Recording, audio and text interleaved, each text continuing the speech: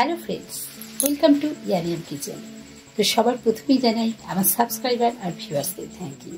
আর আমার চ্যানেলে যারা নতুন এসেছো অবশ্যই আমার চ্যানেলটা তারা সাবস্ক্রাইব করে দাও আর বেল আইকনটা অবশ্যই প্রেস করে দেবে, যাতে আমার ভিডিওর নতুন নতুন নোটিফিকেশান তোমাদের ফোনে সবার প্রথমে পৌঁছে যায়। তো হ্যালো ফ্রেন্ডস, আজকে আবার একটা কেক ডেকোরেশন নিয়ে তোমাদের সামনে চলে এসেছি। আজকে আমার দুখানা কেকের অর্ডার আছে ফ্রেন্ডস। তো যে কেকটা আমি আর একটা বানিয়েছি সেটা হচ্ছে ফন্ডেন্টের মধ্যে ছিল ফ্রেন্ডস। আমি সেটা পুরো ক্রিম দিয়ে বানিয়েছি কেকটা, সেটাও আমি তোমাকে দেখাবো, কিন্তু ওটা আমি শেয়ার করতে পারলাম না। খুব আফসোস লাগছে আমার নিজেরই। তোমাদের সাথে শেয়ার করলে তোমাদের হয়তো ভালো লাগতো আর কি। আমি এটাকে ক্রাম কোটিং করে নিয়েছিলাম। এটা হচ্ছে 1 পাউন্ডের একটা কেক। আমি এখানে নিয়ে নিয়েছি 360 গ্রাম প্রিমিক্স, আর এটা ভ্যানিলা কেক হচ্ছে ফ্রেন্ডস। তো সেটা আমি নিয়ে এবার দেখো একটা স্পঞ্জ বানিয়ে নিয়েছিলাম। নিয়ে এবার সেটাকে আমি ক্রাম কোটিং করে নিয়েছিলাম। এবার এটাকে ফাইনাল কোটিংটা করে নিচ্ছি।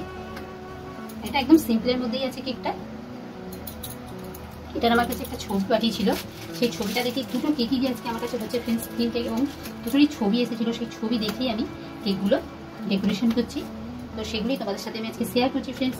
ওই কেকটা আমি তোমাদের সাথে শেয়ার করতে পারলাম না, তো ছবিটা অবশ্যই, কেকটা তোমাদের অবশ্যই দেখাবো আমি। এভাবে প্যালেট নাইফের সাহায্যে আমরা এটাকে ক্রিমটাকে ভালোভাবে স্প্রেড করে দেবো চারিদিকে, দিয়ে একদম সুন্দরভাবে আমরা এটার ফিনিশিংটা করে নেব। তো দেখো ফ্রেন্ডস, আমাদের ফিনিশিংটা কিন্তু সবসময় খুব সুন্দর করে করার চেষ্টা করতে হবে, যাতে ফিনিশিংটা খুব সুন্দর হবে, কেক কিন্তু দেখতে ততটাই সুন্দর হবে ফ্রেন্ডস।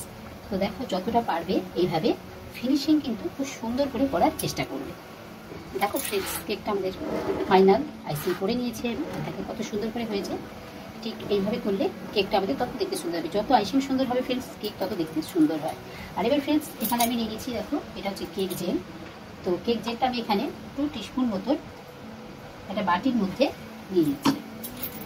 এই যে একটা বাটিতে আমি নিয়ে নিচ্ছি 2 teaspoon cake jail. Sorry friends, এটা হচ্ছে নিউট্রাল জেল, আমি কেক জেল বলে ফেলেছি কথায় কথায়। তো দেখো এর মধ্যে এবার অল্প অল্প করে জল দিয়ে একটা আমরা সুন্দরভাবে একটা ব্যাটার তৈরি করে নেবো এটা। তো দেখো ফ্রেন্ডস, নিউট্রাল জেল ইউজে কেকে একটা সুন্দর জেল্লা আসে।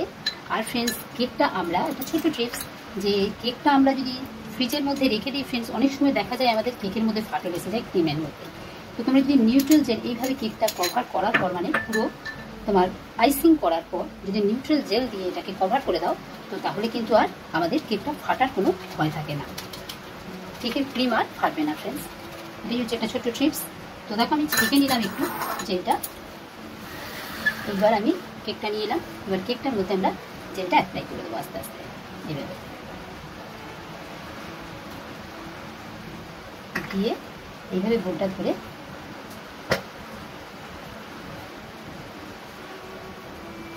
মানে এদিক ওদিক করে আমরা পুরো জেলটাকে দিয়ে নেব কেকের মধ্যে।